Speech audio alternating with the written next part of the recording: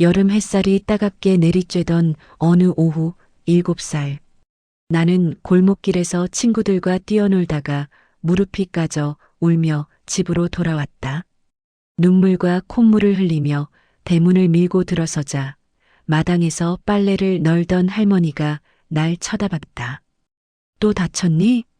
할머니의 첫마디는 따뜻한 위로가 아니었다. 차갑고 무뚝뚝한 목소리였다. 나는 더 큰 소리로 울음을 터뜨렸다. 위로받고 싶었다. 안아주길 바랐다. 하지만 할머니는 빨래를 마저 널더니 약상자를 가져와 내 무릎에 빨간 약을 발랐다. 아파요. 참아. 약 안 바르면 더 아프다. 할머니의 손길은 거칠었다. 마치 일을 처리하듯 신속하고 무표정했다. 약을 다 바른 할머니는 상자를 도로 제자리에 놓고는 다시 빨래를 널기 시작했다. 나는 그 자리에 서서 멍하니 할머니의 등을 바라봤다. 왜 다른 집 할머니처럼 다정하지 않을까? 친구 집에 놀러 갔을 때 그 집 할머니는 우리에게 과자를 주며 환하게 웃어주셨다.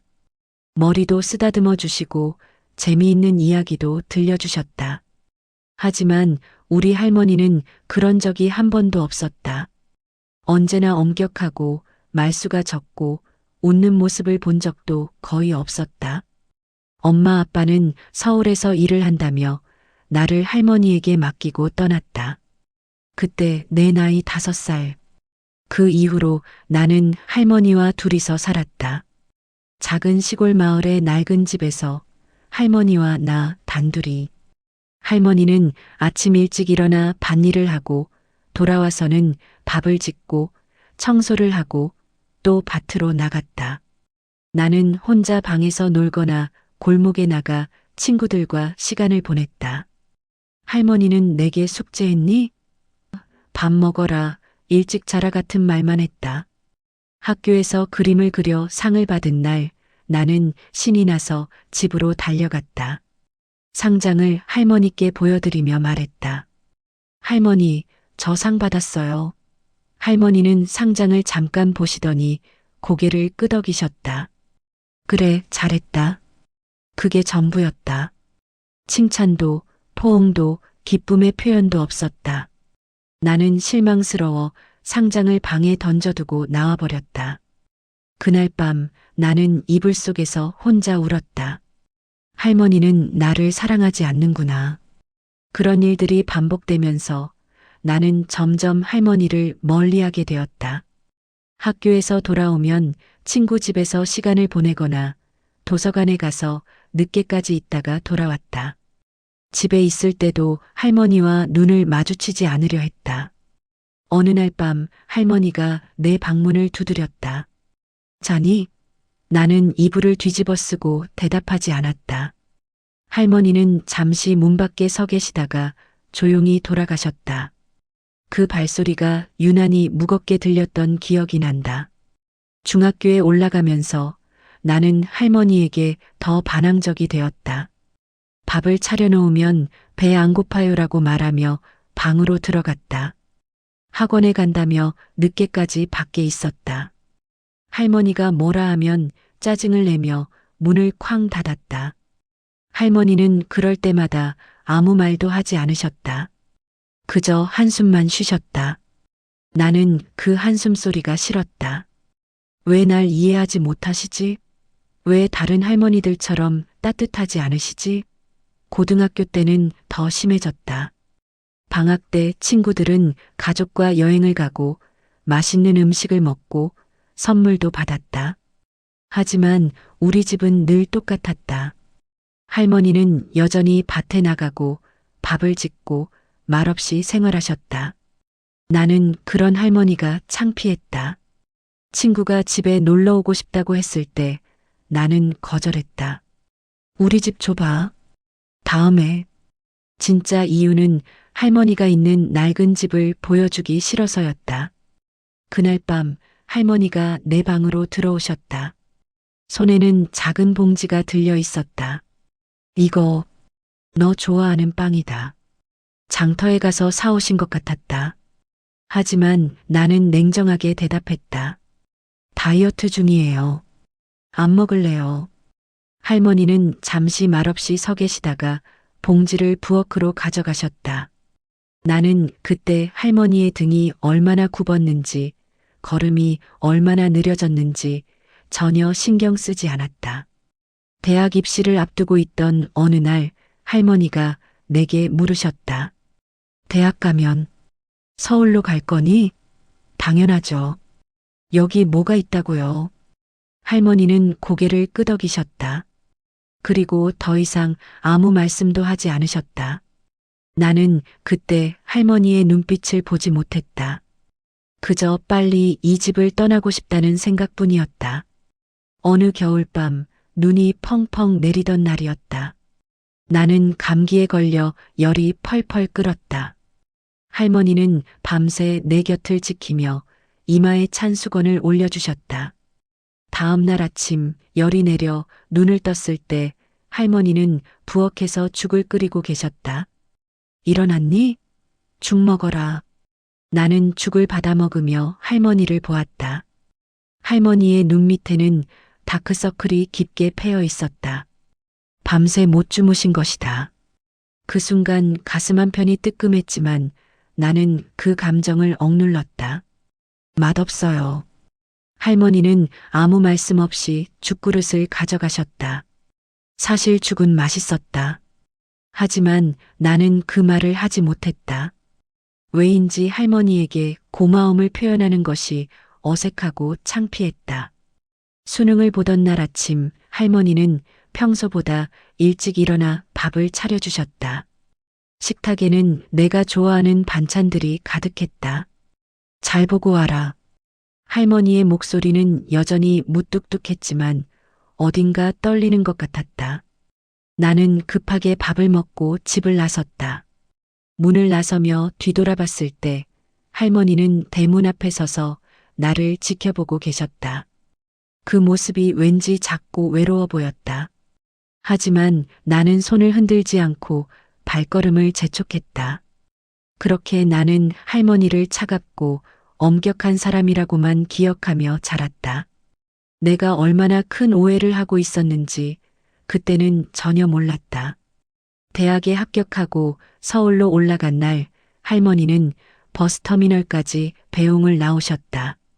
나는 짐을 챙기느라 바빴고 할머니는 말없이 옆에 서 계셨다. 버스가 도착하자 나는 서둘러 짐을 실었다. 그럼 다녀올게요. 할머니는 고개를 끄덕이시며 주머니에서 뭔가를 꺼내셨다. 두툼한 봉투였다. 이거 학교 가서 쓰렴. 나는 봉투를 받으며 속으로 한숨을 쉬었다. 또 구차하게 돈을 주시네. 감사하다는 말도 제대로 하지 않고 버스에 올랐다. 창밖으로 할머니가 보였다. 작은 책으로 혼자 서 계시는 할머니. 나는 손을 흔들지 않고 고개를 돌렸다. 버스가 출발하고 한참 후에야 나는 봉투를 열어봤다. 안에는 100만 원이 들어 있었다. 할머니가 반일로 모은 돈이라는 걸 알았지만 나는 그저 당연하다고 생각했다. 할머니가 그 돈을 모으기 위해 얼마나 고생하셨을지는 생각하지 않았다. 서울 생활은 눈 깜짝할 새 바빠졌다. 강의의 과제, 아르바이트, 동아리 활동까지. 시간은 빠르게 흘러갔고 나는 그 흐름에 휩쓸려 살았다. 처음에는 일주일에 한 번씩 할머니께 전화를 드렸다. 할머니, 저예요. 그래. 밥은 먹었니? 네, 먹었어요. 학교는? 잘 다니고 있어요. 할머니는요? 응, 잘 있다. 대화는 늘 짧고 어색했다. 할머니는 말씀이 많지 않으셨고 나도 할 말이 별로 없었다. 점차 전화는 2주에 한 번, 그 다음엔 한 달에 한 번으로 줄어들었다. 명절에 고향에 내려가면 할머니는 여전히 그 작은 집에서 혼자 사셨다. 집은 더 낡아 보였고 할머니는 더 작아 보였다. 나는 짐을 풀자마자 친구들을 만나러 나갔다.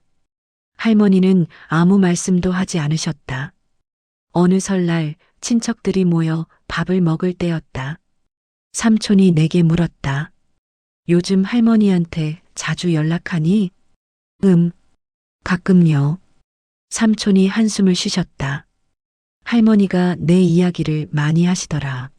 자랑스럽다고. 나는 깜짝 놀랐다. 할머니가 나를 자랑한다고? 한 번도 그런 말씀을 들어본 적이 없었다. 삼촌은 계속 말했다. 할머니가 내가 제일 좋아하셨어. 내가 어렸을 때부터 말이야. 그런데 요즘 많이 외로워하시는 것 같더라. 나는 어색하게 웃으며 화제를 돌렸다. 그런데 그날 밤 화장실에 가려고 일어났다가 거실에 불이 켜져 있는 걸 봤다. 할머니가 소파에 앉아 계셨다. 손에는 내 어릴 적 사진첩이 들려 있었다. 할머니는 사진을 한 장 한 장 넘기며 미소를 짓고 계셨다. 그 미소가 너무나 따뜻해 보였다. 나는 그 자리에 얼어붙었다. 할머니가 웃으시는 모습을 제대로 본 건 그때가 처음이었다. 나는 조용히 방으로 돌아왔다. 가슴이 먹먹했다. 할머니도 날 사랑하셨던 걸까? 하지만 나는 그 생각을 떨쳐냈다. 아니야, 할머니는 늘 차가우셨어. 대학을 졸업하고 취직을 한 뒤 나는 더욱 바빠졌다. 회사 업무에 치이고 야근하고 주말에도 일하는 날이 많았다. 고향에 내려가는 횟수는 더 줄어들었다.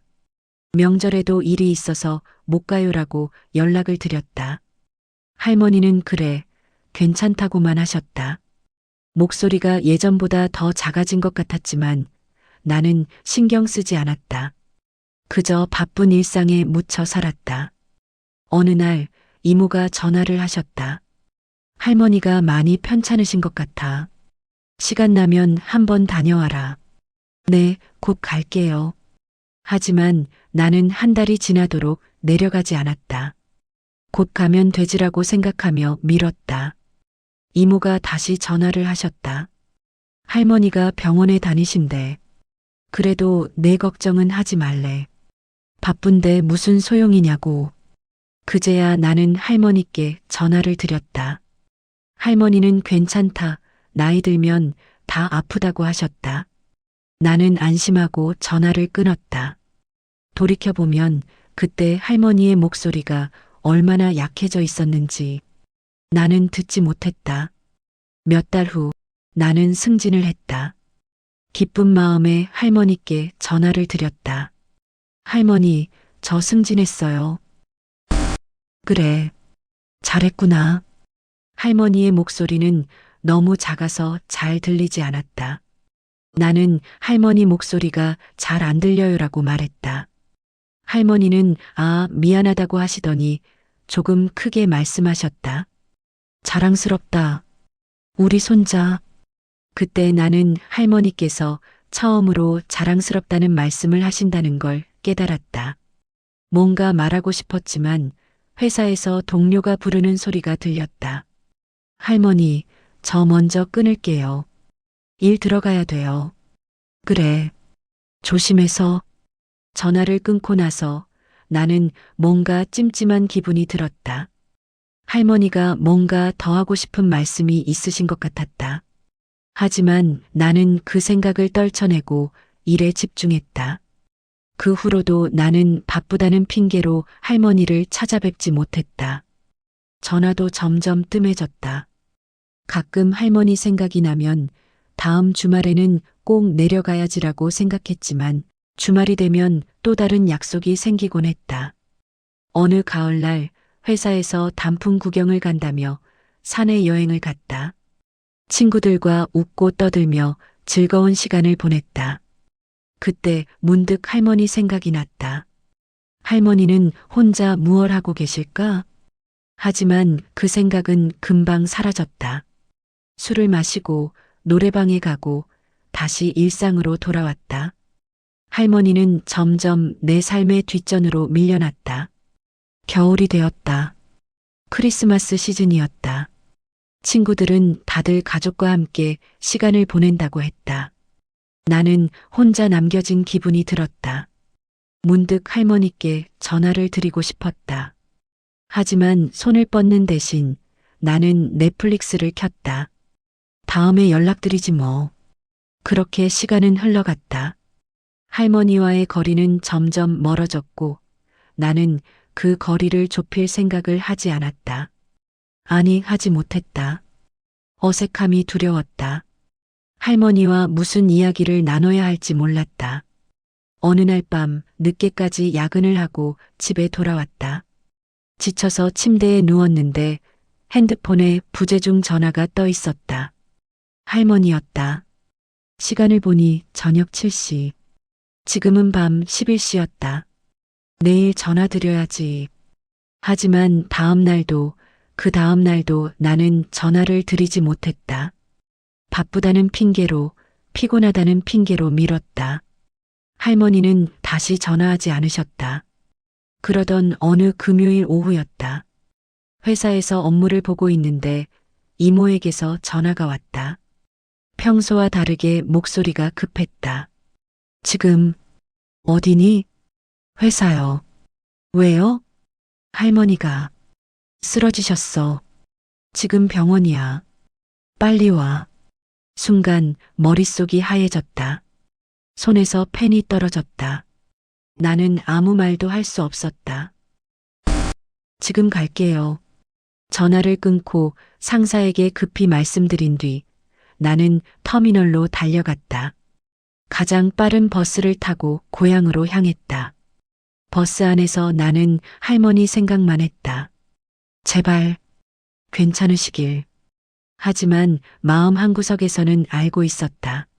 내가 너무 늦었다는 것을, 할머니께 해드려야 했던 말들, 함께 보냈어야 했던 시간들, 모두 놓쳐버렸다는 것을. 버스는 너무 느리게 가는 것 같았다.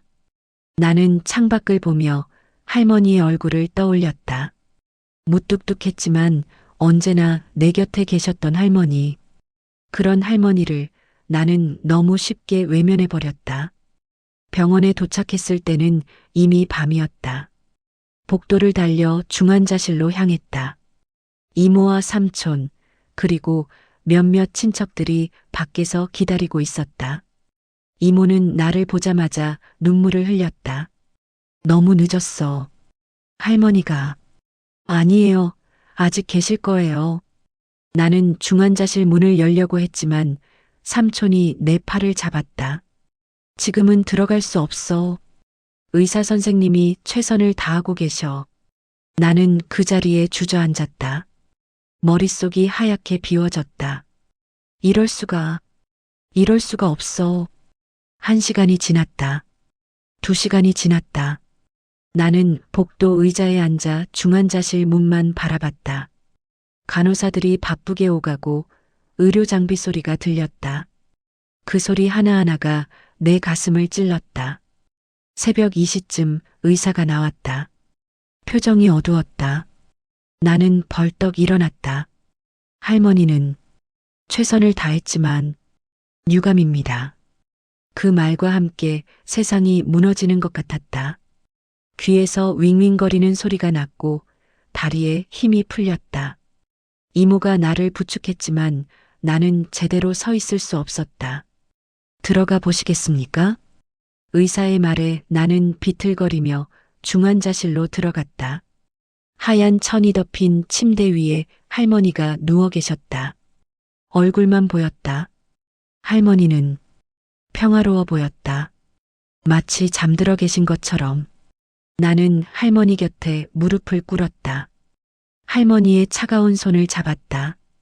평생 거칠게 일만 하셔서 굳은 살이 박힌 그 손. 나를 키워주신 그 손.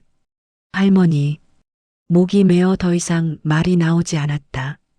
눈물이 멈추지 않았다. 나는 할머니의 손을 꽉 잡고 울었다. 평생 할머니 앞에서 울지 않으려 했던 내가 이제는 멈출 수가 없었다. 미안해요. 미안해요. 할머니. 하지만 할머니는 대답하지 않으셨다. 다시는 내 목소리를 들을 수 없었다. 내가 그토록 하고 싶었던 말들, 사랑해요, 고마워요. 할머니가 최고예요. 같은 말들을 이제는 전할 수 없었다. 장례식장은 작은 시골 마을답게 소박했다. 하지만 많은 사람들이 찾아와 조문을 했다. 마을 사람들, 할머니와 함께 밭일을 하던 분들, 오래전부터 알고 지내던 이웃들. 그들은 하나같이 말했다. 할머니가 손자 자랑을 많이 하셨는데, 할머니가 손자를 얼마나 사랑하셨는지 몰라. 손자 이야기만 나오면 눈이 반짝반짝 빛나셨어.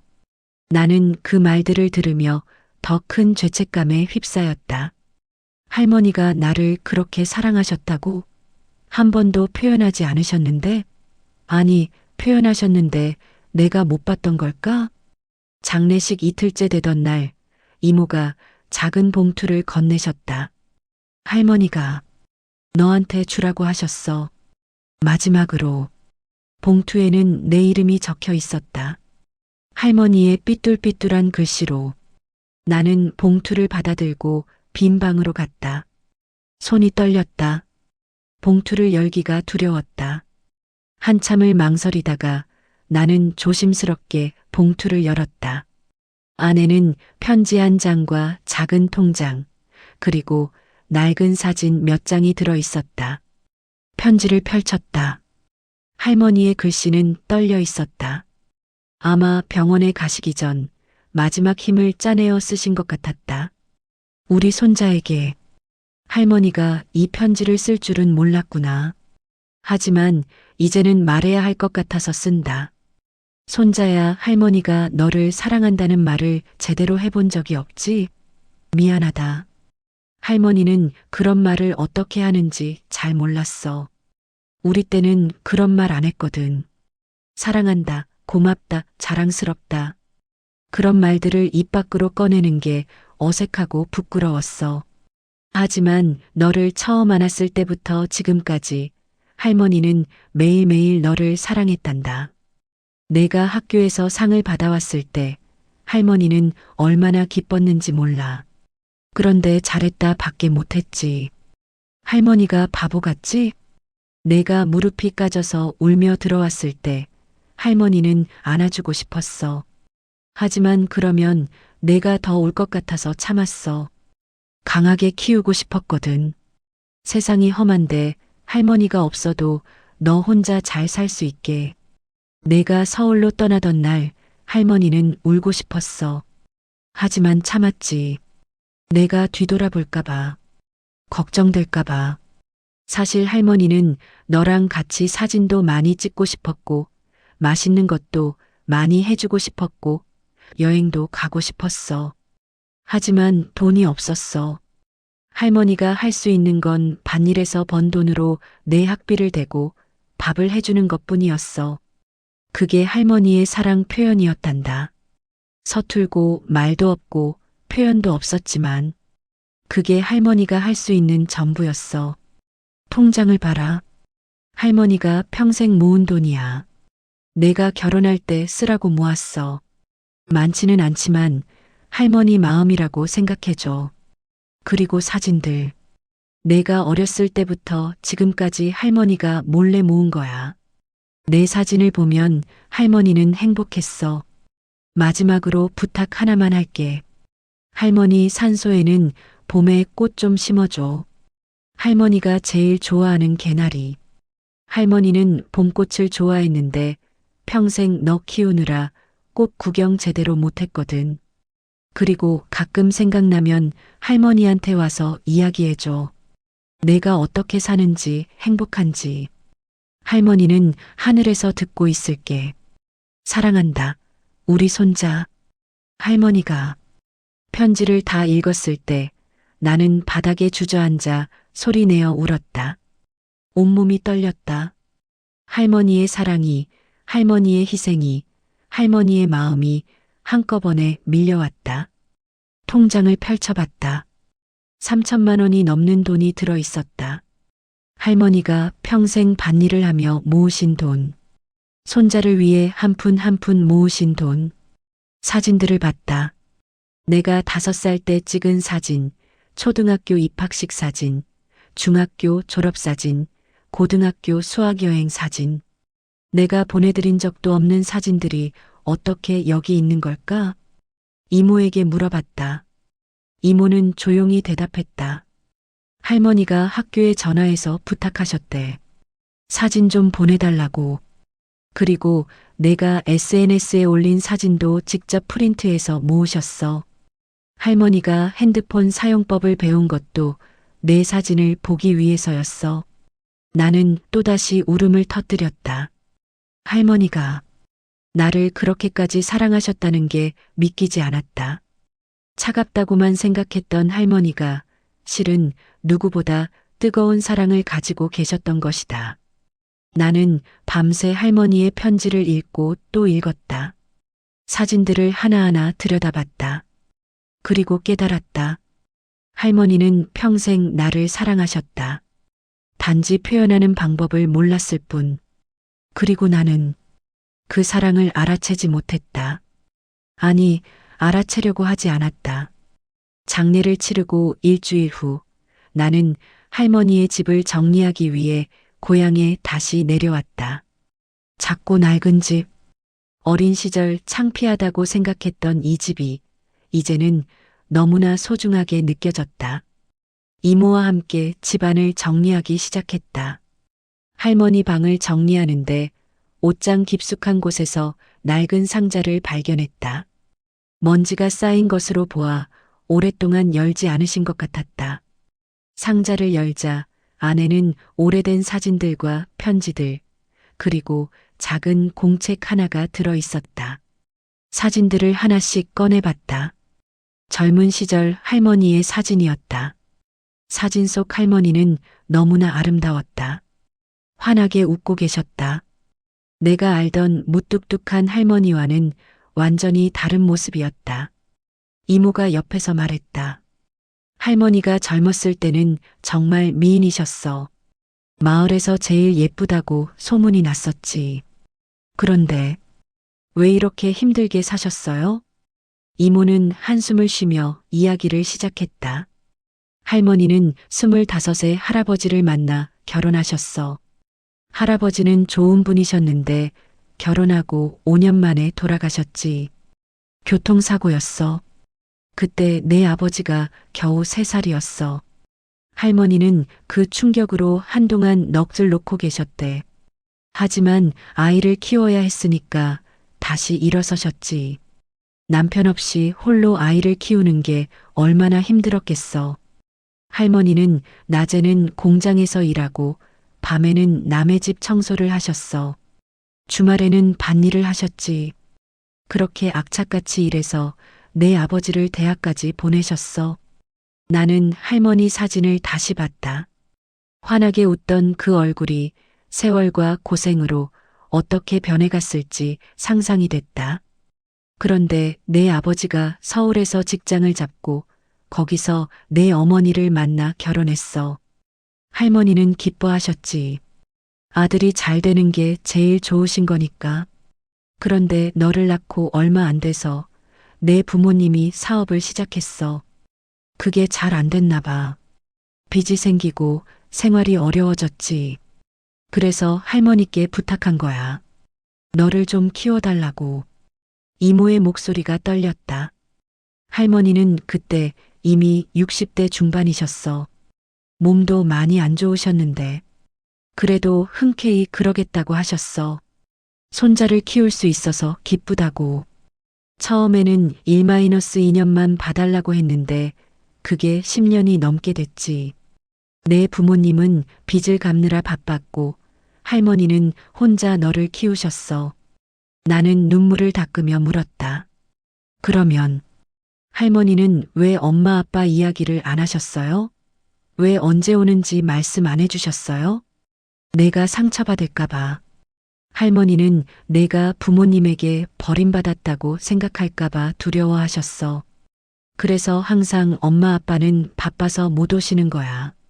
너를 사랑하셔라고 말씀하셨잖아. 그 말을 듣자 어린 시절 할머니가 하셨던 말들이 떠올랐다. 내가 엄마는 왜 안 와요? 라고 물으면 할머니는 바빠서 못 오시는 거야 라고만 하셨다. 나는 그게 핑계라고 생각했었다. 공책을 펼쳐봤다. 할머니의 가계부였다. 한 페이지 한 페이지 빼곡하게 적힌 수입과 지출. 반일 5만 원, 청소일 3만 원, 학원비 15만 원, 신발 3만 원, 참고서 2만 원. 모든 지출은 나를 위한 것이었다. 할머니 자신을 위한 지출은 거의 없었다. 옷 한 벌 사신 기록도, 맛있는 음식을 드신 기록도 없었다. 어느 페이지를 펼치자 메모가 적혀 있었다. 대학 가려면 2천만 원 필요. 5년 안에 모아야 함. 한 달에 33만 원씩 저축. 할머니는 내가 대학 갈 돈을 모으기 위해 계획을 세우셨던 것이다. 당시 할머니 월 수입이 80만 원 정도였다는 걸 생각하면 33만 원은 엄청난 금액이었다. 다른 메모도 있었다. 좋아하는 것 치킨, 피자, 떡볶이. 싫어하는 건 나물, 생선. 꿈 선생님. 할머니는 내가 좋아하는 것, 싫어하는 것, 꿈까지 적어두셨던 것이다. 나를 더 잘 이해하기 위해서. 상자 바닥에는 또 다른 편지들이 있었다. 이모가 말했다. 그건 할머니가 너한테 쓴 편지들이야. 하지만 한 번도 보내지 않으신 거. 편지를 꺼내 읽기 시작했다. 사랑하는 손자에게. 오늘 내가 학교에서 상을 받았다며 기뻐하더구나. 할머니도 너무 기뻤어. 잘했다밖에 못했지만 할머니 마음은 하늘을 날 것 같았단다. 너를 꼭 안아주고 싶었어. 하지만 어떻게 해야 할지 몰라서 미안하구나. 또 다른 편지. 우리 손자에게. 오늘 내가 할머니한테 화를 냈구나. 밥이 맛없다고. 할머니가 요리를 잘 못해서 미안해. 맛있는 거 해주고 싶은데 돈도 없고 솜씨도 없어서. 할머니가 부족해서 미안하다. 또 다른 편지. 손자야. 오늘 내가 친구들이랑 놀고 늦게 들어왔지. 할머니는 걱정이 돼서 미칠 것 같았어. 혹시 무슨 일이 생긴 건 아닌지, 다친 건 아닌지. 하지만 너한테 잔소리하면 또 화낼 것 같아서 참았어. 손자야, 할머니는 내가 안전하게 자라는 게 제일 중요해. 그게 할머니의 유일한 바람이야. 편지는 수십 통이었다. 할머니는 나를 향한 마음을 편지로 쓰셨지만 한 번도 보내지 않으셨다. 말로 표현하는 것도 편지로 보내는 것도 두려우셨던 것이다. 나는 편지들을 읽으며 계속 울었다. 할머니가 얼마나 나를 사랑하셨는지, 얼마나 걱정하셨는지, 얼마나 미안해 하셨는지 이제야 알게 됐다. 방 한구석에는 낡은 옷들이 걸려 있었다. 할머니의 옷이었다. 색이 바랜 옷들, 구멍이 난 옷들. 할머니는 평생 자신을 위해서는 돈을 쓰지 않으셨던 것이다. 이모가 서랍을 열더니 작은 상자를 꺼냈다. 이것도 봐. 할머니가 너한테 주려고 준비하신 거야. 상자 안에는 새 지갑이 들어 있었다. 가격표가 아직 붙어 있었다. 비싼 브랜드였다. 할머니가 내가 취직했을 때 주려고 하셨대. 좋은 회사에 다니니까 좋은 지갑을 가져야 한다고. 그런데 주시지 못하셨네. 나는 지갑을 꺼내 들었다. 할머니가 나를 위해 준비하신 마지막 선물. 할머니는 평생 값비싼 물건 하나 사본 적 없으시면서 손자를 위해서는 이런 걸 준비하셨던 것이다. 부엌으로 가봤다. 냉장고를 열자 내가 좋아하는 음식들이 그대로 있었다. 김치, 된장찌개, 멸치볶음. 할머니가 마지막으로 만들어 놓으신 것들. 식탁 위에는 메모가 붙어 있었다. 이 오면 이거 데워서 주기. 요즘 야근 많이 한다고 했으니 잘 먹여야 함. 할머니는 쓰러지시기 직전까지도 나를 걱정하셨던 것이다. 내가 언제 올지도 모르는데 음식을 준비해 놓으셨던 것이다. 창고를 열었다. 안에는 내가 어렸을 때 타던 자전거, 초등학교 때 쓰던 책가방, 중학교 때 입던 교복. 모든 게 그대로 보관되어 있었다. 할머니는 내 물건을 하나도 버리지 않으셨던 것이다. 나에 대한 모든 기억을, 모든 흔적을 소중히 간직하셨던 것이다. 그날 밤 나는 할머니 방에서 잠을 잤다. 할머니의 이불을 덮고 할머니가 보셨던 천장을 바라봤다. 할머니는 이 방에서 매일 밤 무슨 생각을 하셨을까? 혼자 계실 때 얼마나 외로우셨을까? 나는 그제야 깨달았다. 할머니가 차갑게 보였던 건 사랑을 표현할 줄 몰랐기 때문이었다는 걸. 할머니 세대는 그런 표현을 배우지 못했고 생존이 우선인 시대를 살아오셨기 때문이었다는 걸. 하지만 할머니의 사랑은 말이 아니라 행동으로 표현되었다. 매일 아침 차려주신 밥, 깨끗하게 빨아주신 옷, 학원비를 위해 모으신 돈, 내 사진을 보며 지으셨던 미소. 그 모든 것이 할머니의 사랑이었다. 그리고 나는 그 사랑을 너무 늦게 알아챘다. 이듬해 봄이 왔다. 할머니가 돌아가신 지 6개월이 지났다. 나는 할머니의 마지막 부탁을 이루기 위해 고향에 내려왔다. 손에는 개나리 묘목이 들려 있었다. 할머니의 산소는 마을 뒷산 양지 바른 곳에 있었다. 할머니가 평생 일하시던 밭이 내려다 보이는 곳이었다. 나는 산소 주변에 조심스럽게 개나리를 심기 시작했다. 흙을 파고 묘목을 넣고 다시 흙을 덮었다. 땀이 흘렀지만 멈추지 않았다. 할머니를 위해 내가 할 수 있는 일은 이것뿐이었다. 개나리를 다 심고 나서 나는 산소 앞에 앉았다. 봄바람이 불어왔다. 따뜻했다. 할머니, 개나리 심었어요. 내년 봄에는 노란 꽃이 가득 필 거예요. 할머니가 좋아하셨던 그 꽃들. 목이 메었다. 하지만 계속 말을 이었다. 할머니, 미안해요. 너무 늦게 깨달았어요. 할머니가 얼마나 저를 사랑하셨는지, 얼마나 많은 걸 희생하셨는지.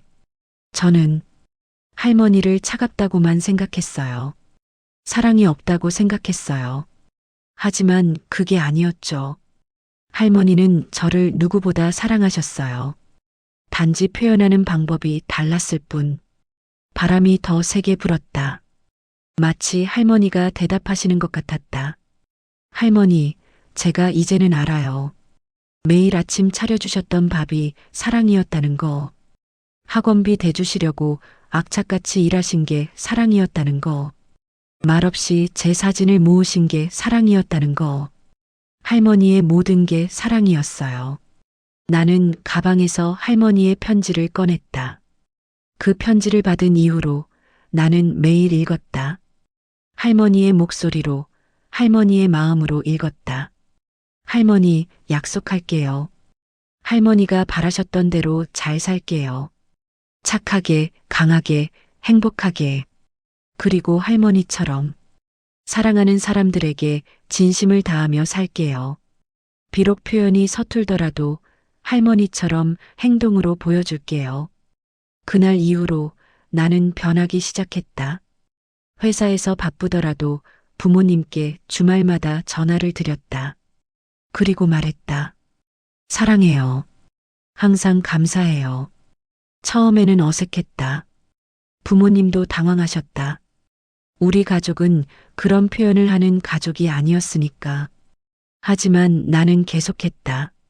할머니처럼 후회하고 싶지 않았으니까. 부모님도 조금씩 변하셨다. 우리도 사랑한다. 고맙다는 말씀을 하기 시작하셨다. 우리 가족에게 봄이 찾아오고 있었다. 직장 동료들에게도 감사를 표현하기 시작했다. 고마워, 잘했어, 수고했어 같은 말들을. 작은 말이지만 그 말들이 사람들을 변하게 만든다는 걸 배웠다. 어느 날 길에서 할머니와 손주로 보이는 두 사람을 봤다. 할머니는 무뚝뚝한 표정으로 걸어가시고 아이는 조금 떨어져서 따라가고 있었다. 마치 어린 시절의 나와 할머니 같았다. 나는 그들을 보며 생각했다. 저 아이도 나처럼 할머니를 오해하고 있는 건 아닐까? 저 할머니도 사랑을 표현하지 못하고 계신 건 아닐까? 용기를 내어 그들에게 다가갔다. 실례지만 제 이야기를 잠깐 들어주시겠어요? 그리고 나는 내 이야기를 했다. 할머니를 오해했던 이야기, 너무 늦게 깨달은 이야기, 후회하는 이야기를. 할머니는 눈물을 글썽이셨고 아이는 할머니를 올려다봤다. 나는 아이에게 말했다. 할머니는 너를 사랑하셔. 말씀은 없으셔도 분명히 사랑하고 계셔. 너무 늦게 깨닫지 마. 나처럼. 그들이 떠나가는 모습을 보며 나는 내가 할 수 있는 일을 했다고 생각했다. 한 아이가 나처럼 후회하지 않기를, 한 할머니가 마음을 표현할 용기를 얻기를 바라며 매달 할머니 산소를 찾아갔다. 그리고 이야기를 나눴다. 회사에서 있었던 일, 친구들과의 일, 내 고민들. 할머니는 대답하지 않으셨지만 나는 할머니가 듣고 계신다고 믿었다. 어느 날 산소에서 이모를 만났다. 이모도 할머니를 찾아오신 것이었다. 우리는 함께 앉아 할머니 이야기를 나눴다. 할머니가 정말 행복해 하실 거야. 내가 이렇게 자주 찾아와서 제가 너무 늦게 왔어요. 아니야. 지금이라도 온 게 어디야. 할머니는 분명 기뻐하고 계실 거야. 이모가 가방에서 낡은 수첩을 꺼내셨다. 이거 할머니 집 정리하다가 찾았어. 너 줘야겠다 싶었어. 수첩을 받아 펼쳐봤다. 할머니의 버킷리스트였다. 손녀 대학 졸업식 가기, 손녀 취직 축하해주기, 손녀 결혼식 보기, 손녀에게 사랑한다 말하기, 손녀와 여행 가기, 손녀와 사진 많이 찍기. 리스트는 길었다. 하지만 체크된 것은 하나도 없었다. 할머니는 이 중 아무것도 이루지 못하신 것이다. 마지막 페이지에는 이렇게 적혀 있었다. 이 중에 하나라도 이루면 좋겠다. 하지만 못 이뤄도 괜찮다. 손자가 행복하면 그것으로 충분하다. 나는 수첩을 가슴에 꼭 안았다. 그리고 결심했다. 할머니가 이루지 못한 꿈들을 내가 다른 방식으로 이루겠다고.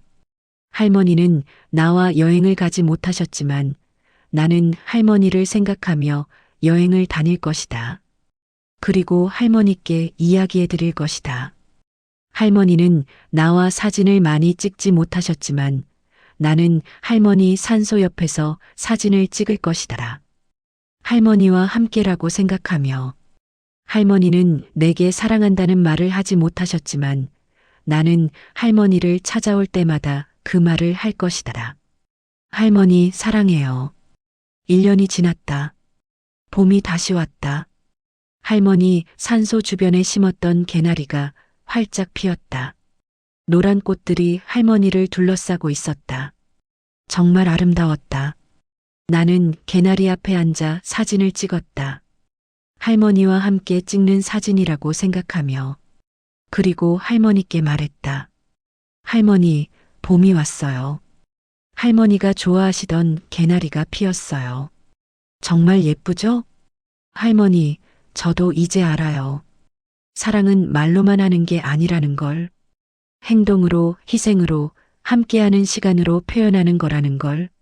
할머니가 평생 보여주셨던 그 사랑을 저도 이제 다른 사람들에게 보여줄게요. 할머니처럼.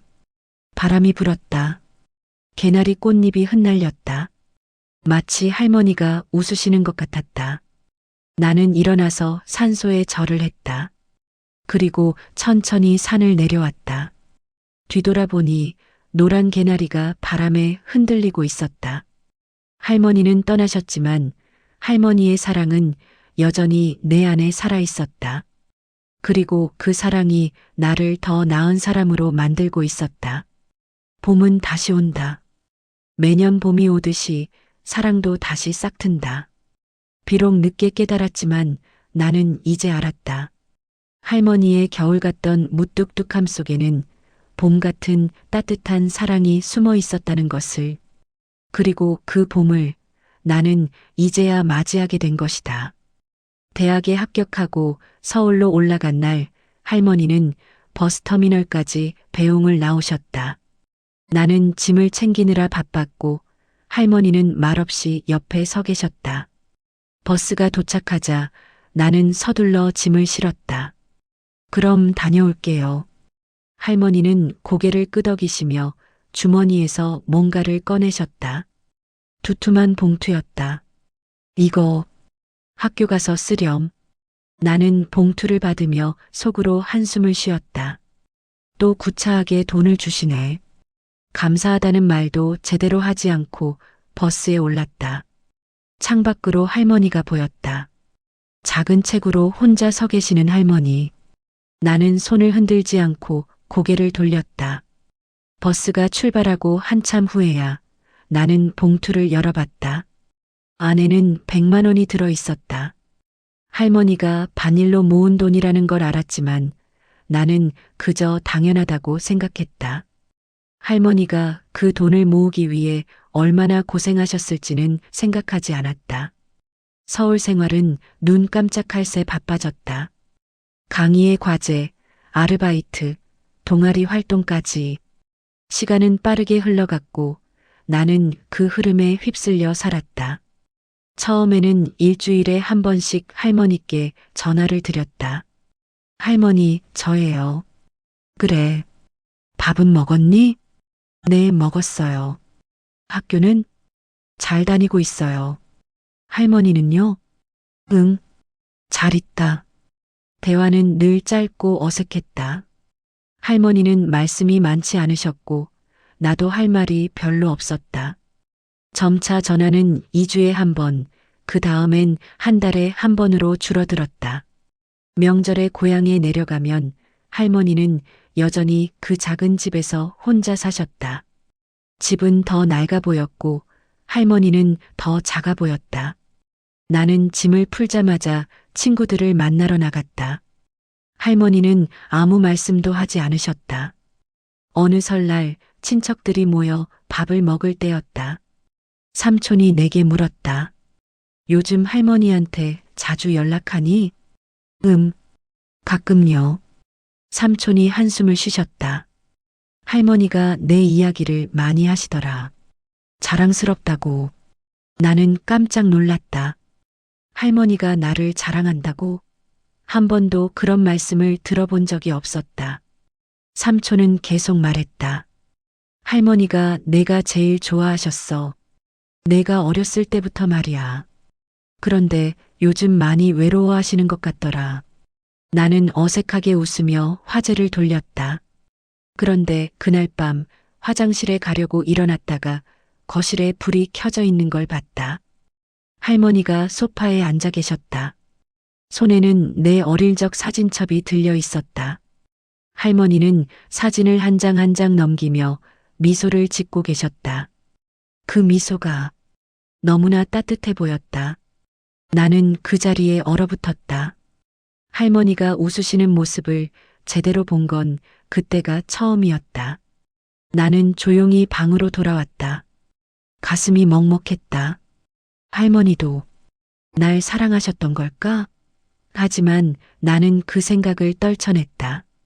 아니야, 할머니는 늘 차가우셨어. 대학을 졸업하고 취직을 한 뒤 나는 더욱 바빠졌다.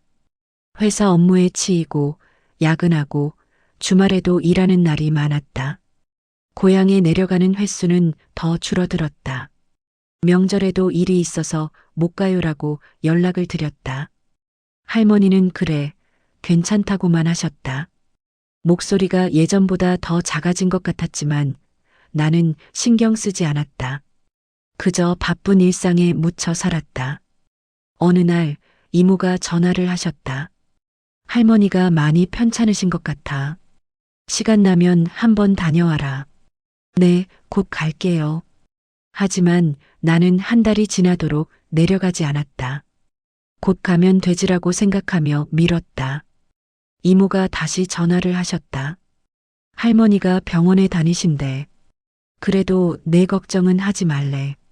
바쁜데 무슨 소용이냐고. 그제야 나는 할머니께 전화를 드렸다. 할머니는 괜찮다. 나이 들면 다 아프다고 하셨다. 나는 안심하고 전화를 끊었다.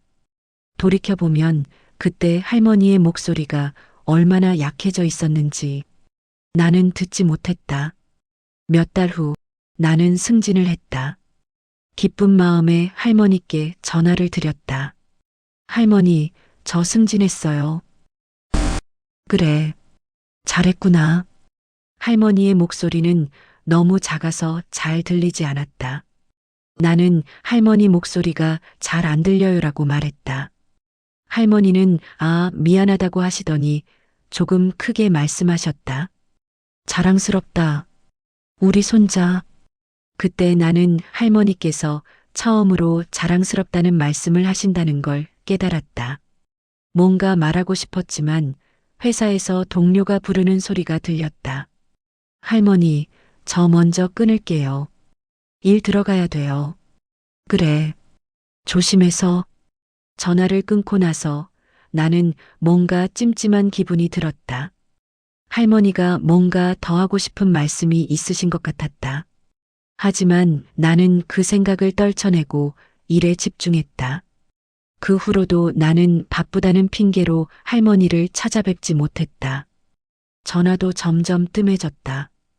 가끔 할머니 생각이 나면 다음 주말에는 꼭 내려가야지라고 생각했지만 주말이 되면 또 다른 약속이 생기곤 했다. 어느 가을날 회사에서 단풍 구경을 간다며 산에 여행을 갔다. 친구들과 웃고 떠들며 즐거운 시간을 보냈다. 그때 문득 할머니 생각이 났다. 할머니는 혼자 무얼 하고 계실까? 하지만 그 생각은 금방 사라졌다. 술을 마시고 노래방에 가고 다시 일상으로 돌아왔다. 할머니는 점점 내 삶의 뒷전으로 밀려났다. 겨울이 되었다. 크리스마스 시즌이었다. 친구들은 다들 가족과 함께 시간을 보낸다고 했다.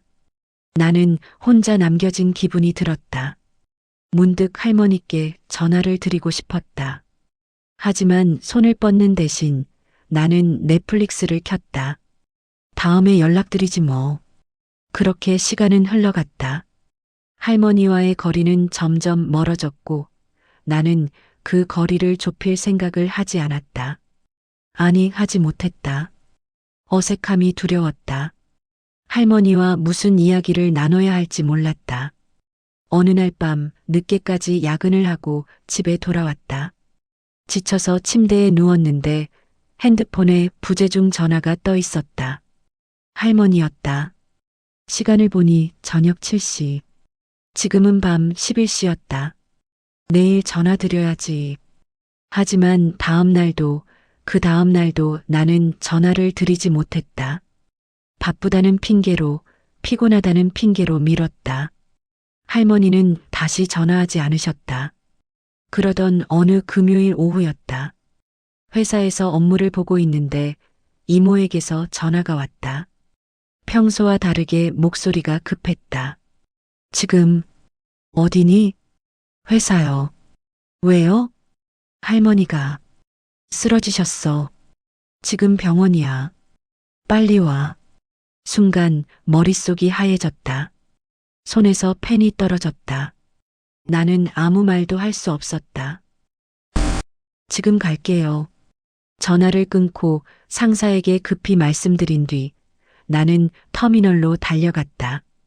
가장 빠른 버스를 타고 고향으로 향했다. 버스 안에서 나는 할머니 생각만 했다. 제발 괜찮으시길. 하지만 마음 한구석에서는 알고 있었다. 내가 너무 늦었다는 것을, 할머니께 해드려야 했던 말들, 함께 보냈어야 했던 시간들, 모두 놓쳐버렸다는 것을. 버스는 너무 느리게 가는 것 같았다. 나는 창밖을 보며 할머니의 얼굴을 떠올렸다. 무뚝뚝했지만 언제나 내 곁에 계셨던 할머니. 그런 할머니를 나는 너무 쉽게 외면해버렸다. 병원에 도착했을 때는 이미 밤이었다. 복도를 달려 중환자실로 향했다. 이모와 삼촌, 그리고 몇몇 친척들이 밖에서 기다리고 있었다. 이모는 나를 보자마자 눈물을 흘렸다. 너무 늦었어. 할머니가. 아니에요. 아직 계실 거예요. 나는 중환자실 문을 열려고 했지만 삼촌이 내 팔을 잡았다. 지금은 들어갈 수 없어. 의사 선생님이 최선을 다하고 계셔. 나는 그 자리에 주저앉았다. 머릿속이 하얗게 비워졌다. 이럴 수가 없어. 1시간이 지났다. 2시간이 지났다. 나는 복도 의자에 앉아 중환자실 문만 바라봤다. 간호사들이 바쁘게 오가고 의료 장비 소리가 들렸다. 그 소리 하나하나가 내 가슴을 찔렀다. 새벽 2시쯤 의사가 나왔다. 표정이 어두웠다. 나는 벌떡 일어났다. 할머니는 최선을 다했지만 유감입니다. 그 말과 함께 세상이 무너지는 것 같았다. 귀에서 윙윙거리는 소리가 났고 다리에 힘이 풀렸다.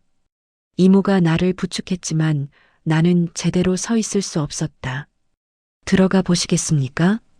의사의 말에 나는 비틀거리며 중환자실로 들어갔다. 하얀 천이 덮인 침대 위에 할머니가 누워 계셨다. 얼굴만 보였다. 할머니는 평화로워 보였다. 마치 잠들어 계신 것처럼. 나는 할머니 곁에 무릎을 꿇었다. 할머니의 차가운 손을 잡았다. 평생 거칠게 일만 하셔서 굳은 살이 박힌 그 손. 나를 키워주신 그 손. 할머니. 목이 메어 더 이상 말이 나오지 않았다. 눈물이 멈추지 않았다. 나는 할머니의 손을 꽉 잡고 울었다. 평생 할머니 앞에서 울지 않으려 했던 내가 이제는 멈출 수가 없었다. 미안해요. 미안해요. 할머니. 하지만 할머니는 대답하지 않으셨다. 다시는 내 목소리를 들을 수 없었다. 내가 그토록 하고 싶었던 말들, 사랑해요, 고마워요, 할머니가 최고예요, 같은 말들을 이제는 전할 수 없었다. 장례식장은 작은 시골 마을답게 소박했다. 하지만 많은 사람들이 찾아와 조문을 했다. 마을 사람들, 할머니와 함께 밭일을 하던 분들, 오래전부터 알고 지내던 이웃들. 그들은 하나같이 말했다. 할머니가 손자 자랑을 많이 하셨는데 할머니가 손자를 얼마나 사랑하셨는지 몰라. 손자 이야기만 나오면 눈이 반짝반짝 빛나셨어. 나는 그 말들을 들으며 더 큰 죄책감에 휩싸였다. 할머니가 나를 그렇게 사랑하셨다고? 한 번도 표현하지 않으셨는데? 아니, 표현하셨는데 내가 못 봤던 걸까? 장례식 이틀째 되던 날, 이모가 작은 봉투를 건네셨다. 할머니가 너한테 주라고 하셨어. 마지막으로. 봉투에는 내 이름이 적혀 있었다. 할머니의 삐뚤삐뚤한 글씨로. 나는 봉투를 받아들고 빈 방으로 갔다. 손이 떨렸다. 봉투를 열기가 두려웠다. 한참을 망설이다가 나는 조심스럽게 봉투를 열었다. 안에는 편지 한 장과 작은 통장, 그리고 낡은 사진 몇 장이 들어 있었다. 편지를 펼쳤다. 할머니의 글씨는 떨려 있었다. 아마 병원에 가시기 전 마지막 힘을 짜내어 쓰신 것 같았다. 우리 손자에게. 할머니가 이 편지를 쓸 줄은 몰랐구나. 하지만 이제는 말해야 할 것 같아서 쓴다. 손자야, 할머니가 너를 사랑한다는 말을 제대로 해본 적이 없지? 미안하다. 할머니는 그런 말을 어떻게 하는지 잘 몰랐어. 우리 때는 그런 말 안 했거든. 사랑한다, 고맙다, 자랑스럽다. 그런 말들을 입 밖으로 꺼내는 게 어색하고 부끄러웠어. 하지만 너를 처음 안았을 때부터 지금까지 할머니는 매일매일 너를 사랑했단다. 내가 학교에서 상을 받아왔을 때 할머니는 얼마나 기뻤는지 몰라. 그런데 잘했다 밖에 못했지. 할머니가 바보 같지? 내가 무릎이 까져서 울며 들어왔을 때 할머니는 안아주고 싶었어. 하지만 그러면 내가 더 올 것 같아서 참았어. 강하게 키우고 싶었거든. 세상이 험한데 할머니가 없어도 너 혼자 잘 살 수 있게. 내가 서울로 떠나던 날 할머니는 울고 싶었어. 하지만 참았지. 내가 뒤돌아볼까봐. 걱정될까봐. 사실 할머니는 너랑 같이 사진도 많이 찍고 싶었고, 맛있는 것도 많이 해주고 싶었고, 여행도 가고 싶었어. 하지만 돈이 없었어. 할머니가 할 수 있는 건 밭일에서 번 돈으로 내 학비를 대고 밥을 해주는 것뿐이었어. 그게 할머니의 사랑 표현이었단다.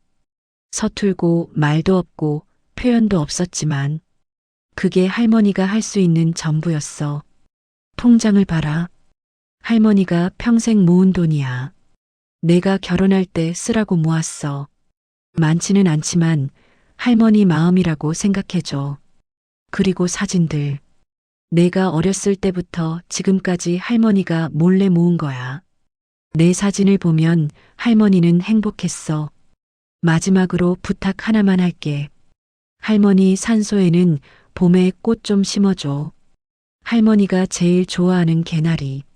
할머니는 봄꽃을 좋아했는데 평생 너 키우느라 꽃 구경 제대로 못했거든. 그리고 가끔 생각나면 할머니한테 와서 이야기해줘. 내가 어떻게 사는지 행복한지. 할머니는 하늘에서 듣고 있을게. 사랑한다. 우리 손자. 할머니가 편지를 다 읽었을 때 나는 바닥에 주저앉아 소리내어 울었다. 온몸이 떨렸다. 할머니의 사랑이, 할머니의 희생이, 할머니의 마음이 한꺼번에 밀려왔다. 통장을 펼쳐봤다. 3천만 원이 넘는 돈이 들어 있었다. 할머니가 평생 밭일을 하며 모으신 돈. 손자를 위해 한 푼 한 푼 모으신 돈. 사진들을 봤다. 내가 5살 때 찍은 사진, 초등학교 입학식 사진, 중학교 졸업사진, 고등학교 수학여행 사진. 내가 보내드린 적도 없는 사진들이 어떻게 여기 있는 걸까? 이모에게 물어봤다. 이모는 조용히 대답했다. 할머니가 학교에 전화해서 부탁하셨대. 사진 좀 보내달라고. 그리고 내가 SNS에 올린 사진도 직접 프린트해서 모으셨어. 할머니가 핸드폰 사용법을 배운 것도 내 사진을 보기 위해서였어. 나는 또다시 울음을 터뜨렸다. 할머니가 나를 그렇게까지 사랑하셨다는 게 믿기지 않았다. 차갑다고만 생각했던 할머니가 실은 누구보다 뜨거운 사랑을 가지고 계셨던 것이다. 나는 밤새 할머니의 편지를 읽고 또 읽었다. 사진들을 하나하나 들여다봤다. 그리고 깨달았다. 할머니는 평생 나를 사랑하셨다. 단지 표현하는 방법을 몰랐을 뿐.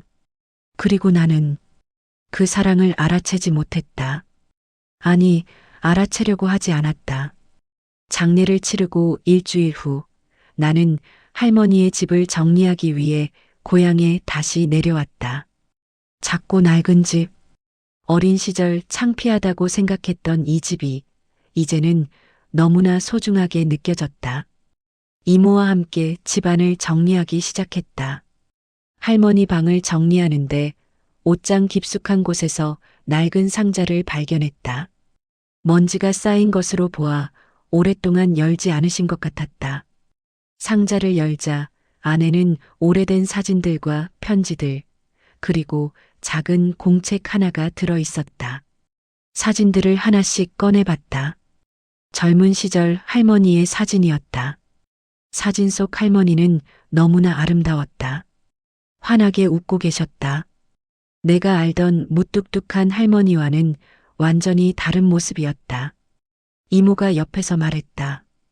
할머니가 젊었을 때는 정말 미인이셨어. 마을에서 제일 예쁘다고 소문이 났었지. 그런데 왜 이렇게 힘들게 사셨어요? 이모는 한숨을 쉬며 이야기를 시작했다. 할머니는 25세 할아버지를 만나 결혼하셨어. 할아버지는 좋은 분이셨는데 결혼하고 5년 만에 돌아가셨지. 교통사고였어. 그때 내 아버지가 겨우 3살이었어. 할머니는 그 충격으로 한동안 넋을 놓고 계셨대. 하지만 아이를 키워야 했으니까 다시 일어서셨지. 남편 없이 홀로 아이를 키우는 게 얼마나 힘들었겠어. 할머니는 낮에는 공장에서 일하고 밤에는 남의 집 청소를 하셨어. 주말에는 밭일을 하셨지. 그렇게 악착같이 일해서 내 아버지를 대학까지 보내셨어. 나는 할머니 사진을 다시 봤다. 환하게 웃던 그 얼굴이 세월과 고생으로 어떻게 변해갔을지 상상이 됐다. 그런데 내 아버지가 서울에서 직장을 잡고 거기서 내 어머니를 만나 결혼했어. 할머니는 기뻐하셨지. 아들이 잘 되는 게 제일 좋으신 거니까. 그런데 너를 낳고 얼마 안 돼서 내 부모님이 사업을 시작했어. 그게 잘 안 됐나 봐. 빚이 생기고 생활이 어려워졌지. 그래서 할머니께 부탁한 거야. 너를 좀 키워달라고. 이모의 목소리가 떨렸다. 할머니는 그때 이미 60대 중반이셨어. 몸도 많이 안 좋으셨는데. 그래도 흔쾌히 그러겠다고 하셨어. 손자를 키울 수 있어서 기쁘다고. 처음에는 1-2년만 봐달라고 했는데 그게 10년이 넘게 됐지. 내 부모님은 빚을 갚느라 바빴고 할머니는 혼자 너를 키우셨어. 나는 눈물을 닦으며 물었다. 그러면 할머니는 왜 엄마 아빠 이야기를 안 하셨어요? 왜 언제 오는지 말씀 안 해주셨어요? 내가 상처받을까 봐. 할머니는 내가 부모님에게 버림받았다고 생각할까 봐 두려워하셨어. 그래서 항상 엄마 아빠는 바빠서 못 오시는 거야. 너를 사랑하셔라고 말씀하셨잖아. 그 말을 듣자 어린 시절 할머니가 하셨던 말들이 떠올랐다. 내가 엄마는 왜 안 와요? 라고 물으면 할머니는 바빠서 못 오시는 거야 라고만 하셨다. 나는 그게 핑계라고 생각했었다. 공책을 펼쳐봤다. 할머니의 가계부였다. 한 페이지 한 페이지 빼곡하게 적힌 수입과 지출. 밭일 5만 원, 청소일 3만 원, 학원비 15만 원, 신발 3만 원, 참고서 2만 원. 모든 지출은 나를 위한 것이었다. 할머니 자신을 위한 지출은 거의 없었다. 옷 한 벌 사신 기록도, 맛있는 음식을 드신 기록도 없었다. 어느 페이지를 펼치자 메모가 적혀 있었다. 대학 가려면 2천만 원 필요. 5년 안에 모아야 함.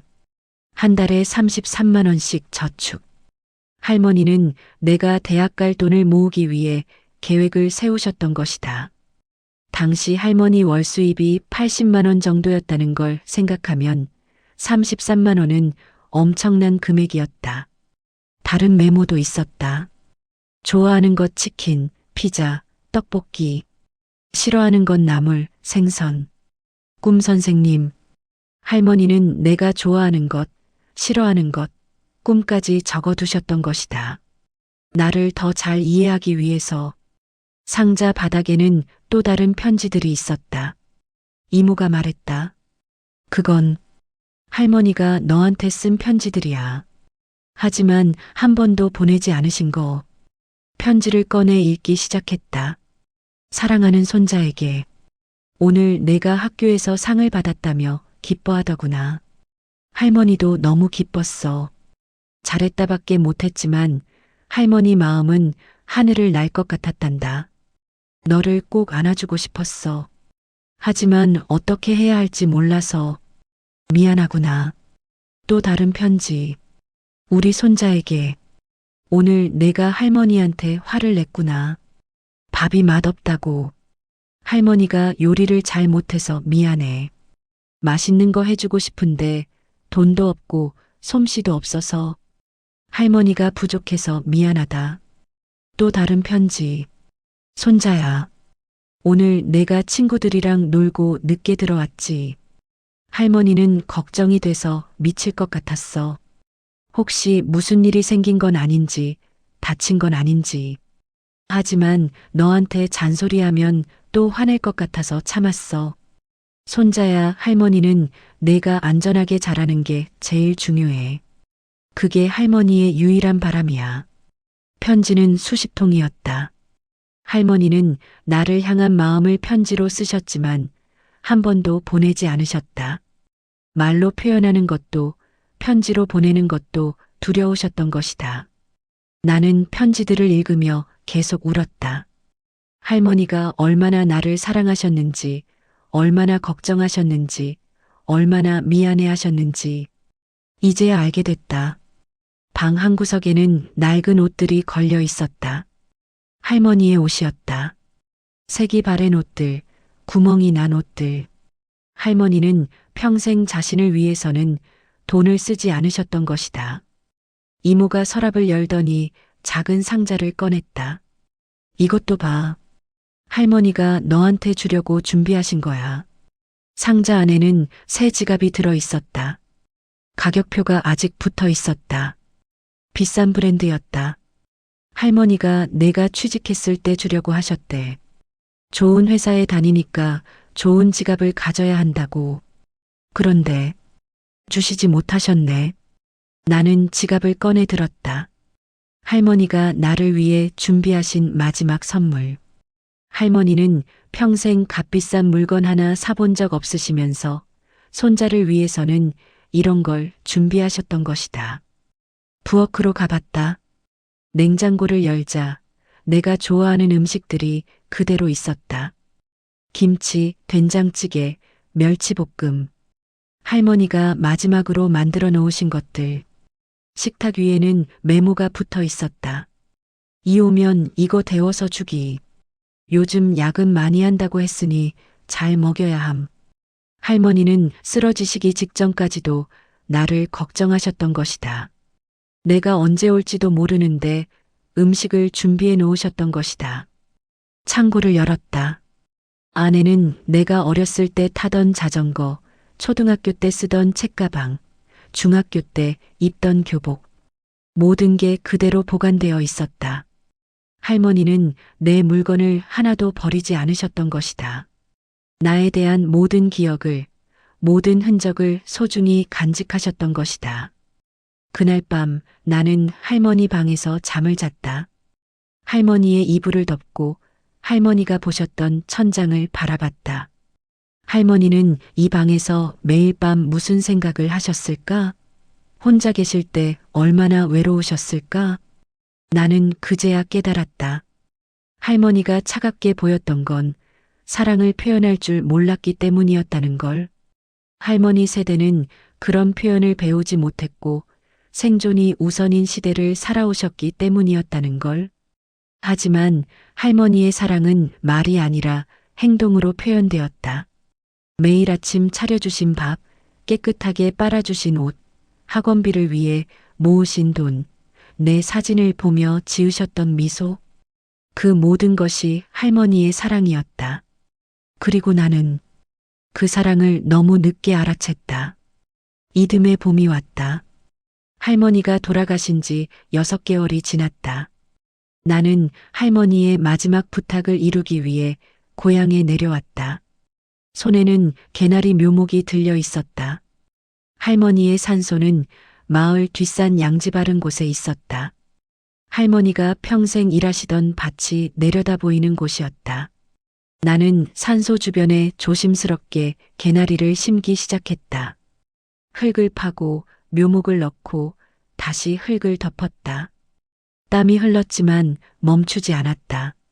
할머니를 위해 내가 할 수 있는 일은 이것뿐이었다. 개나리를 다 심고 나서 나는 산소 앞에 앉았다. 봄바람이 불어왔다. 따뜻했다. 할머니, 개나리 심었어요. 내년 봄에는 노란 꽃이 가득 필 거예요. 할머니가 좋아하셨던 그 꽃들. 목이 메었다. 하지만 계속 말을 이었다. 할머니, 미안해요. 너무 늦게 깨달았어요. 할머니가 얼마나 저를 사랑하셨는지, 얼마나 많은 걸 희생하셨는지. 저는 할머니를 차갑다고만 생각했어요. 사랑이 없다고 생각했어요. 하지만 그게 아니었죠. 할머니는 저를 누구보다 사랑하셨어요. 단지 표현하는 방법이 달랐을 뿐. 바람이 더 세게 불었다. 마치 할머니가 대답하시는 것 같았다. 할머니, 제가 이제는 알아요. 매일 아침 차려주셨던 밥이 사랑이었다는 거. 학원비 대주시려고 악착같이 일하신 게 사랑이었다는 거. 말없이 제 사진을 모으신 게 사랑이었다는 거. 할머니의 모든 게 사랑이었어요. 나는 가방에서 할머니의 편지를 꺼냈다. 그 편지를 받은 이후로 나는 매일 읽었다. 할머니의 목소리로, 할머니의 마음으로 읽었다. 할머니, 약속할게요. 할머니가 바라셨던 대로 잘 살게요. 착하게, 강하게, 행복하게. 그리고 할머니처럼 사랑하는 사람들에게 진심을 다하며 살게요. 비록 표현이 서툴더라도 할머니처럼 행동으로 보여줄게요. 그날 이후로 나는 변하기 시작했다. 회사에서 바쁘더라도 부모님께 주말마다 전화를 드렸다. 그리고 말했다. 사랑해요. 항상 감사해요. 처음에는 어색했다. 부모님도 당황하셨다. 우리 가족은 그런 표현을 하는 가족이 아니었으니까. 하지만 나는 계속했다. 할머니처럼 후회하고 싶지 않았으니까. 부모님도 조금씩 변하셨다. 우리도 사랑한다. 고맙다는 말씀을 하기 시작하셨다. 우리 가족에게 봄이 찾아오고 있었다. 직장 동료들에게도 감사를 표현하기 시작했다. 고마워, 잘했어, 수고했어 같은 말들을. 작은 말이지만 그 말들이 사람들을 변하게 만든다는 걸 배웠다. 어느 날 길에서 할머니와 손주로 보이는 두 사람을 봤다. 할머니는 무뚝뚝한 표정으로 걸어가시고 아이는 조금 떨어져서 따라가고 있었다. 마치 어린 시절의 나와 할머니 같았다. 나는 그들을 보며 생각했다. 저 아이도 나처럼 할머니를 오해하고 있는 건 아닐까? 저 할머니도 사랑을 표현하지 못하고 계신 건 아닐까? 용기를 내어 그들에게 다가갔다. 실례지만 제 이야기를 잠깐 들어주시겠어요? 그리고 나는 내 이야기를 했다. 할머니를 오해했던 이야기, 너무 늦게 깨달은 이야기, 후회하는 이야기를. 할머니는 눈물을 글썽이셨고 아이는 할머니를 올려다봤다. 나는 아이에게 말했다. 할머니는 너를 사랑하셔. 말씀은 없으셔도 분명히 사랑하고 계셔. 너무 늦게 깨닫지 마. 나처럼. 그들이 떠나가는 모습을 보며 나는 내가 할 수 있는 일을 했다고 생각했다. 한 아이가 나처럼 후회하지 않기를, 한 할머니가 마음을 표현할 용기를 얻기를 바라며 매달 할머니 산소를 찾아갔다. 그리고 이야기를 나눴다. 회사에서 있었던 일, 친구들과의 일, 내 고민들. 할머니는 대답하지 않으셨지만 나는 할머니가 듣고 계신다고 믿었다. 어느 날 산소에서 이모를 만났다. 이모도 할머니를 찾아오신 것이었다. 우리는 함께 앉아 할머니 이야기를 나눴다. 할머니가 정말 행복해 하실 거야. 내가 이렇게 자주 찾아와서 제가 너무 늦게 왔어요. 아니야. 지금이라도 온 게 어디야. 할머니는 분명 기뻐하고 계실 거야. 이모가 가방에서 낡은 수첩을 꺼내셨다. 이거 할머니 집 정리하다가 찾았어. 너 줘야겠다 싶었어. 수첩을 받아 펼쳐봤다. 할머니의 버킷리스트였다. 손녀 대학 졸업식 가기, 손녀 취직 축하해주기, 손녀 결혼식 보기, 손녀에게 사랑한다 말하기, 손녀와 여행 가기, 손녀와 사진 많이 찍기. 리스트는 길었다. 하지만 체크된 것은 하나도 없었다. 할머니는 이 중 아무것도 이루지 못하신 것이다. 마지막 페이지에는 이렇게 적혀 있었다. 이 중에 하나라도 이루면 좋겠다. 하지만 못 이뤄도 괜찮다. 손자가 행복하면 그것으로 충분하다. 나는 수첩을 가슴에 꼭 안았다. 그리고 결심했다. 할머니가 이루지 못한 꿈들을 내가 다른 방식으로 이루겠다고. 할머니는 나와 여행을 가지 못하셨지만 나는 할머니를 생각하며 여행을 다닐 것이다. 그리고 할머니께 이야기해 드릴 것이다. 할머니는 나와 사진을 많이 찍지 못하셨지만 나는 할머니 산소 옆에서 사진을 찍을 것이다. 할머니와 함께라고 생각하며. 할머니는 내게 사랑한다는 말을 하지 못하셨지만 나는 할머니를 찾아올 때마다 그 말을 할 것이다. 할머니 사랑해요. 1년이 지났다. 봄이 다시 왔다. 할머니 산소 주변에 심었던 개나리가 활짝 피었다. 노란 꽃들이 할머니를 둘러싸고 있었다. 정말 아름다웠다. 나는 개나리 앞에 앉아 사진을 찍었다. 할머니와 함께 찍는 사진이라고 생각하며. 그리고 할머니께 말했다. 할머니, 봄이 왔어요. 할머니가 좋아하시던 개나리가 피었어요. 정말 예쁘죠? 할머니, 저도 이제 알아요. 사랑은 말로만 하는 게 아니라는 걸. 행동으로, 희생으로, 함께하는 시간으로 표현하는 거라는 걸. 할머니가 평생 보여주셨던 그 사랑을 저도 이제 다른 사람들에게 보여줄게요. 할머니처럼. 바람이 불었다. 개나리 꽃잎이 흩날렸다. 마치 할머니가 웃으시는 것 같았다. 나는 일어나서 산소에 절을 했다. 그리고 천천히 산을 내려왔다. 뒤돌아보니 노란 개나리가 바람에 흔들리고 있었다.